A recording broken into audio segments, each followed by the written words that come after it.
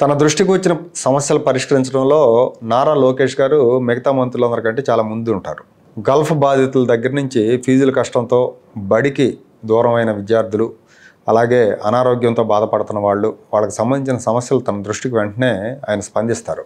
మీడియాలో, సోషల్ మీడియాలో వచ్చే బాధితుల కథనాలకి లోకేష్ ఆఫీస్ వెంటనే రెస్పాండ్ అవుతుంది. తాజాగా కేజీబీవీలో సీటు రాకపోవడంతో ఓ విద్యార్థిని పొలం వెళ్తుంది, కూలి పనులకు వెళ్తూ ఉంది. ఆ విద్యార్థిని పేరు జెస్సీ.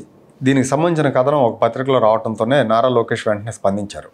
అధికారులతో మాట్లాడారు. జెస్సీ చదువు కొనసాగించడానికి అవసరమైన ఏర్పాట్లన్నీ చేయించారు. అలాగే గుంటూరులో రీసెంట్గానే ఒక అంధ మహిళ మీద ఒక స్టోరీ వచ్చింది ఓ పేపర్లో. ఆవిడకి కళ్ళు కనిపించవు, కొడుకు చిన్న పాఠశాలలో ఏదో చదువుకుంటున్నాడు, 2వ తరగతి 3వ తరగతి.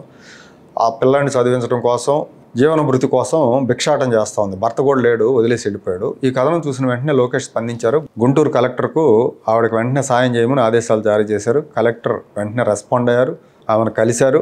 ఆమెకు ఒక ఉద్యోగం, అలాగే ఒక నివాస గృహం కూడా మంజూరు చేస్తున్నట్టు చెప్పారు.